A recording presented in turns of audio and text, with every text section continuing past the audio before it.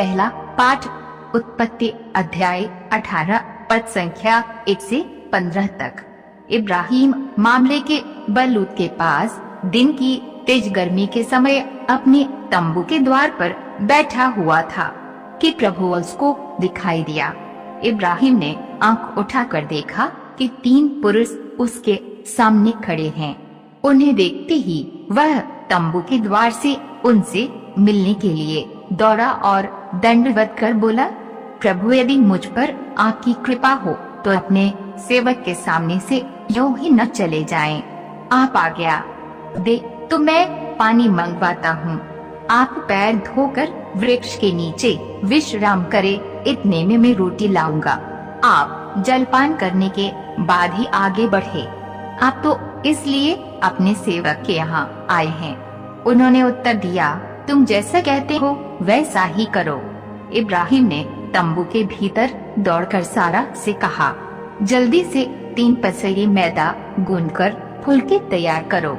तब इब्राहिम ने ढोरों के पास दौड़कर एक अच्छा मोटा बछड़ा लिया और नौकर को दिया, जो उसे जल्दी से पकाने गया।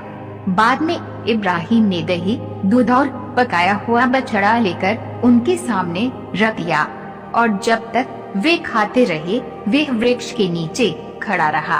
उन्होंने इब्राहिम से पूछा, तुम्हारी पत्नी सारा कहाँ है? उसने उत्तर दिया, वह तंबू के अंदर है। इस पर अतिथि ने कहा, मैं 1 वर्ष के बाद फिर तुम्हारे पास आऊंगा। उस समय तक तुम्हारी पत्नी को एक पुत्र होगा। इब्राहिम और सारा दोनों बूढ़े हो चले थे। उनकी आयु बहुत अधिक हो गई थी और सारा का मासिक धर्म बंद हो गया था। इसलिए सारा हंसने लगी और उसने अपने मन में कहा, क्या मैं अभी पति के साथ रमन करूं? मैं तो मुरझा गई हूँ और मेरा पति भी बूढ़ा हो गया है। किंतु प्रभु ने इब्राहिम से कहा, सारा यह सोचकर क्यों हंसी कि क्या सचमुच बुढ़ापे में भी मैं माता बन सकती हूँ? क्या प्रभु के लिए कोई बात कठिन है? मैं अगले वर्ष इसी समय तुम्हारे यहाँ फिर आऊंगा और तब सारा को एक पुत्र होगा। सारा ने कहा, मैं नहीं हंसी क्योंकि वह डर गई। किंतु उसने उत्तर दिया, तुम निश्चय ही हंसी थी। यह प्रभु की वाणी है। सुसमाचार मत्ती अध्याय 8 पद संख्या 5 से 17 तक। ईसा कफरनहूम में प्रवेश कर ही रहे थे कि एक शतपति उनके पास आया और उसने उनसे ये निवेदन किया, प्रभु मेरा नौकर घर में पड़ा हुआ है, उसे लकवा हो गया है और वह घोर पीड़ा सह रहा है। ईसा ने उससे कहा, मैं आकर उसे चंगा कर दूंगा। शतपति ने उत्तर दिया, प्रभु मैं इस योग्य नहीं हूँ कि आप मेरे यहाँ आए। आप एक ही शब्द कह दीजिए और मेरा नौकर चंगा हो जाएगा। मैं एक छोटा सा अधिकारी हूँ, मेरे अधीन सिपाही रहते हैं। जब मैं एक से कहता हूँ जाओ तो वह जाता है और दूसरे से आओ तो वह आता है और अपने नौकर से ये करो तो वह करता है। ईसा ये सुनकर चकित हो गए और उन्होंने अपने पीछे आने वालों से कहा, मैं तुम लोगों से ये कहता हूँ, इस्राएल में भी मैंने किसी में इतना दृढ़ विश्वास नहीं पाया। मैं तुमसे कहता हूँ, बहुत से लोग पूर्व और पश्चिम से आकर इब्राहिम, इसहाक और याकूब के साथ स्वर्ग राज्य के भोज में सम्मिलित होंगे, परंतु राज्य की प्रजा को बाहर अंधकार में फेंक दिया जाएगा। वहाँ वे लोग रोएंगे और दांत पीसते रहेंगे।